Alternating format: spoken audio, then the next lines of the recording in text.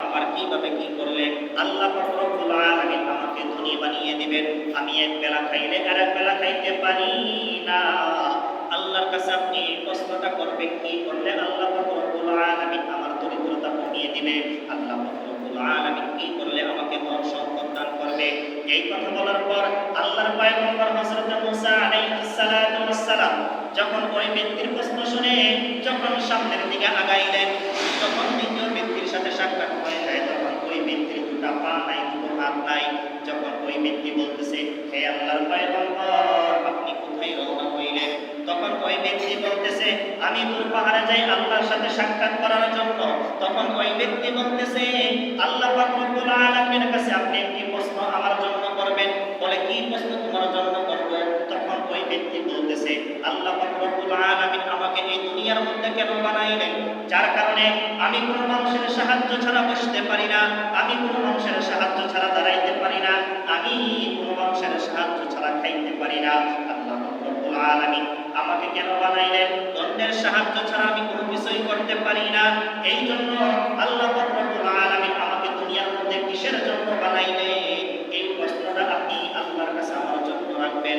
তখন আল্লাহর পয়গম্বর হযরত মুসা আলাইহিস সালাতু ওয়াস সালাম যখন ওই প্রশ্নটা শুনলেন, শোনার পর যখন সামনের দিকে আরেকটু আগিয়ে গেলেন, দ্বিতীয় ব্যক্তির সাথে যখন সাক্ষাৎ হয়ে যায়, তখন ওই ব্যক্তি বলতেছে, হে আল্লাহর পয়গম্বর, আপনি কোথায় রওনা হইলেন? তখন আল্লাহর পয়গম্বর হযরত মুসা আলাইহিস সালাতু ওয়াস সালাম তখন বলতেছে, আমি দূর পাহাড়ে রওনা হইলাম আল্লাহর সাথে সাক্ষাৎ করার জন্য। তখন ওই ব্যক্তি বলল যে, আমাকে আল্লাহ পাক রব্বুল আলামিন দুনিয়ার মধ্যে এত নাজ নিয়ামত দান করেছে, এত ধন সম্পদ আমাকে দান করেছে, এতই আমাকে ধন সম্পদ দান করেছে, যার কারণে আমি এত দান খয়রাত করতেছি, এত কিছু গরিবের মধ্যে বিলাই দিছি, তারপরও কেন আমার ধন সম্পদ কমতেছে না? এই জন্য আল্লাহর ইবাদত করতে আমার জন্য কষ্টকর হয়ে যাইতেছে, আল্লাহর হুকুম পালন করতে আমার জন্য কষ্টকর হয়ে যাইতেছে। কি এমন কাজ করলে আল্লাহ রব্বুল আলামিন আমার এই ধন সম্পদ কমাবে? এই তিন প্রশ্ন শোনার পর আল্লাহর পয়গম্বর হযরত মুসা আলাইহিস সালাতু ওয়াস সালাম পাহাড়ে রওনা হয়ে গেলেন। যখন আল্লাহ রব্বুল আলামিনের সাথে যখন সাক্ষাৎ করে, যখন কথা বলা শেষ করে, যখন আল্লাহ রব্বুল আলামিনের সাথে সাক্ষাৎ করে, যখন হযরত মুসা আলাইহিস সালাতু ওয়াস সালাম যখন রওনা হয়ে যখন বাড়ির উদ্দেশ্যে যখন চলে আসবেন, তখন হযরত মুসা আলাইহিস সালাতু ওয়াস সালাম তখন আল্লাহকে বললেন, হে আল্লাহর পয়গম্বর, তখন আল্লাহ রব্বুল আলামিনের কাছে বলতেছেন, আমার কাছে আমি একজন ব্যক্তি প্রশ্ন করেছিল যে তোমার কাছে প্রশ্ন করার জন্য। তখন কি বলতেছে, কি প্রশ্ন? যে এইরকম প্রশ্নগুলো তোমার কাছে বলেছিল, তাদেরকে তুমি কিসের জন্য বানাইলা? তখন এই প্রশ্নের জবাব উত্তর নিয়ে আল্লাহর পয়গম্বর হযরত মুসা আলাইহিস সালাতু ওয়াস সালাম যখন রওনা হয়ে গেলেন। আসার পথে যখন ওই দ্বিতীয় ব্যক্তির সাথে যখন সাক্ষাৎ হয়ে যায়, দ্বিতীয় ব্যক্তির সাথে যখন সাক্ষাৎ হয়, তখন ওই ব্যক্তি তখন আল্লাহর পয়গম্বর হযরত মুসা আলাইহিস সালাতু ওয়াস সালামকে বলতেছে, হে আল্লাহর পয়গম্বর, আমি যে আপনার কাছে প্রশ্ন করেছিলাম সেই উত্তর কি আপনি এনেছেন? তখন আল্লাহর পয়গম্বর হযরত মুসা আলাইহিস সালাতু ওয়াস সালাম তখন বলতেছে যে, হে, তোমার প্রশ্নের জবাব আল্লাহ রব্বুল আলামিন দিয়েছে। তোমার এত ধন সম্পদ, তোমার এত অট্টালিকা, তোমার এত নাজ নিয়ামত আল্লাহ রব্বুল আলামিন তোমাকে দান করেছে। তুমি যদি সেটা থেকে তুমি যতই দুনিয়ার মধ্যে যতই তুমি দান খয়রাত করো না কেন, যতই তুমি গরিবের মাঝে বন্টন করে দাও না কেন, কখনোই তোমার এই ধন সম্পদ করবে না। যদি সেটা তুমি যদি কমাইতে চাও, তাহলে মালিকের শুকরিয়া আদায় করা বন্ধ করে দাও।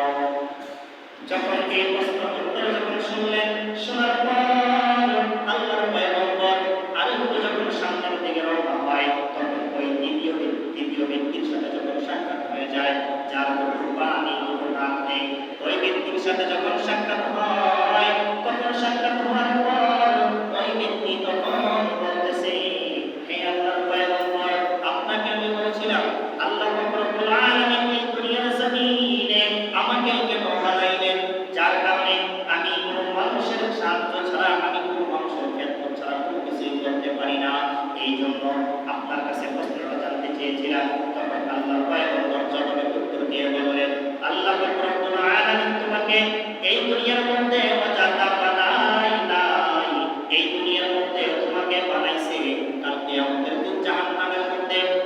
বড় আগুনের জাহান্নামের মধ্যে এমন ভাবে জাহান্নামের আগুন বের হতে থাকবে, ওই জায়গার মধ্যে একটি দেওয়াল আছে, ওই দেওয়ালের মধ্যে একটু ছিদ্র রয়েছে, ওই ছিদ্র আকৃতি করে আল্লাহ রব্বুল আলামিন তোমাকে এই দুনিয়ার জমিনে বানাইছে।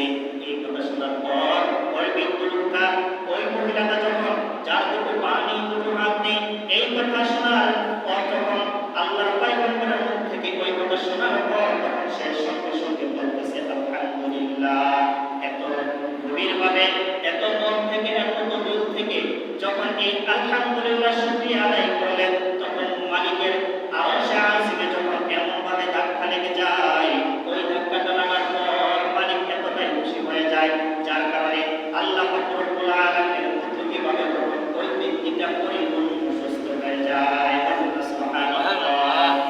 যখন প্রথম ব্যক্তির সাথে যখন সাক্ষাৎ হয়, তখন আল্লাহর পয়গম্বর হযরত মুসা আলাইহিস সালামকে যখন বলতেছে, হে আল্লাহর পয়গম্বর, আপনাকে আমি প্রশ্ন করেছিলাম, আমি এত করে দুনিয়ার মধ্যে আমি চলতে পারি না, ভালো মন্দ কোনো কিছু খাইতে পারি না, এক বেলা খাইলে আরেক বেলা খাইতে পারি না, আপনার কাছে প্রশ্ন করেছিলাম কি করলে আল্লাহ রব্বুল আলামিন আমাকে দুনিয়ার মধ্যে ধনী বানিয়ে দিবেন, আমাকে ধন সম্পদ দিবেন, আমাকে অট্টালিকা দিবেন। যখন এই কথা বললেন, তখন আল্লাহর পয়গম্বর হযরত মুসা আলাইহিস সালাম তখন বললেন, তুমি যতই কামাই রুজি করো না কেন, তুমি যতই দুনিয়ার পিছনে ছোট না কেন, কখনোই তুমি ধনী হতে পারবে না। কারণ আল্লাহ রব্বুল আলামিন তোমাকে যাহা কিছু দিয়েছে, যতটুকু অবস্থায় তুমি যে অবস্থায় আছো না কেন, সেই অবস্থাতেই তুমি মালিকের শুকরিয়া বেশি বেশি আদায় করতে থাকো। আলহামদুলিল্লাহ। সবসময় তুমি শুকরিয়া